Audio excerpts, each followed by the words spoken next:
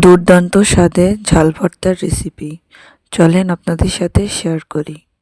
আসসালামু আলাইকুম, hello everyone. আমি মেহেরপুর জেলা থেকে রাধিয়া রাম্মু। আপনারা কে কোথায় থেকে দেখছেন অবশ্যই কমেন্ট করবেন।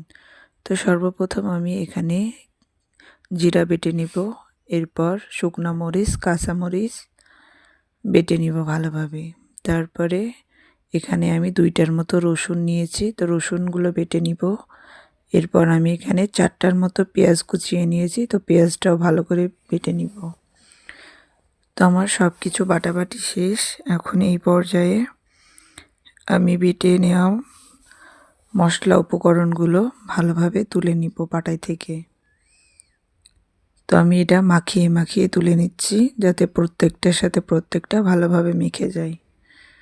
তো যাই হোক, এটা শেষ প্রসেস না, এখনও প্রসেসের অনেক বাকি আছে, চলেন দেখে নিই। তো আমি এগুলো একটা পরিষ্কার পাত্রে উঠাই নিলাম।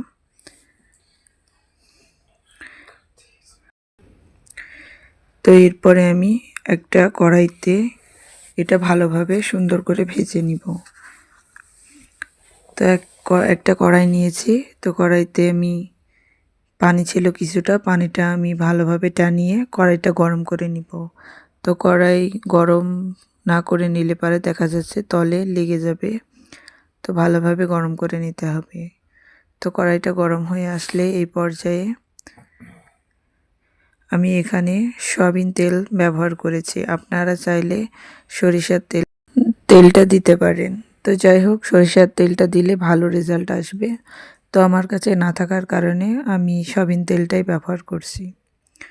তো যাই হোক, তেলটা গরম হয়ে আসলে বেটে রাখা উপকরণগুলো আমি তেলের উপর ছেড়ে দিব।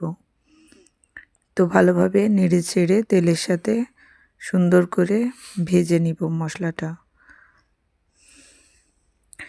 তো এই ঝাল ভাজির রেসিপিটা আপনারা একবার হলেও ট্রাই করবেন।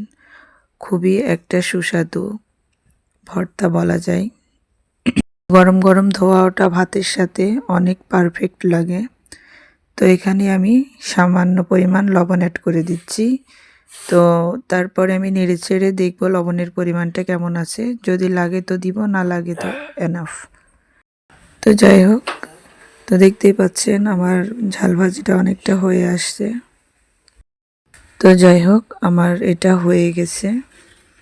তো আপনারা একবার হলেও এটা বাসায় ট্রাই করে দেখবেন। অনেক সময় দেখা যাচ্ছে কোনো কিছু খেতে ভালো না লাগলে এই ঝাল ভর্তাটা ট্রাই করে দেখতে পারেন। তো খুবই সহজ পদ্ধতিতে আমি এই ঝাল ভর্তাটা আপনাদের সাথে উপস্থাপন করেছি।